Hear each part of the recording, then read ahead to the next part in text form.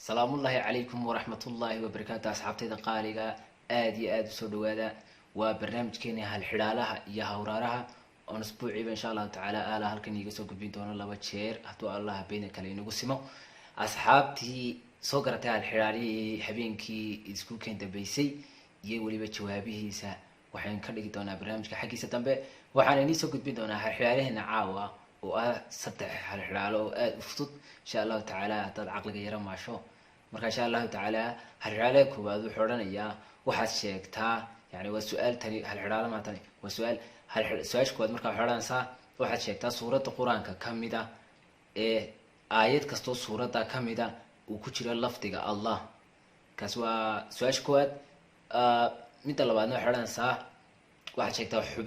xubnaheena kamida oo markasta iskagoodo ama wasaqoodo cadaata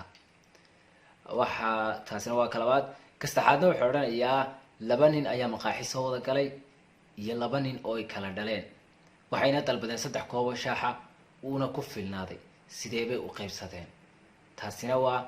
xilaalihina saddexaad xilaalada afraadna wuxuu ka oranayaa waxaynu adiga iyo saaxiibkaaba waxay wada leedihiin dibi dabeetana maalinna adaa cawska usoo garaa maalinna saaxiibkaaba usoo gura marka habeenkii dibiga waxa laga lisaa saddex kooba caanaha sideebaad u kala qaybsanaysaan adiga iyo saaxiibka mahada cabaya masaga cabaya insha Allah taala saashuna jawaabtina waa xaqiina insha Allah taala hal xilaali isbuuci hore iyo jawaabihiisa cidii soo garatayna aynu galno insha Allah taala hal xilaali isbuuci hore waxa soo gartay hal qof waxa soo gartay hal isbuuci hore Cabdicasiis Afare wuxuuna soo gartay su'aasha labaad ee subaga sa loo qaybinayo xilalaha marka waxaan laga soo jawaabin midda koowaad ahayd jawaab su'aasha waxay ahayd odayba wuxuu lahaa 3 wiil iyo 17 neef oo geela iyo san lagu qaybinayo marka ninkii qaybiyay wuxuu sameeyay yani hal buu ku taray geela marka geel wuxuu noqday 18 geela marka laba loo qaybiyo wiilka weyn baa qaatay oo waa 9 geela marka saddex loo qaybiyana waa 6 oo wiilka waxa qaatay ku xiga geela marka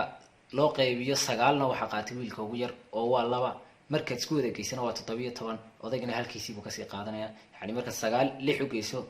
labana u geyso waa 17 odaygana hashuu ugu qaybiyay halkii buu ka sii kaxaystay insha Allah taala waxaynu balan hal xilaalayaal fara badan oo xiiso leh subscribe iyo like iyo share na waa xaqiina insha Allah taala hala baqaylina waxaan leeyahay حياكم الله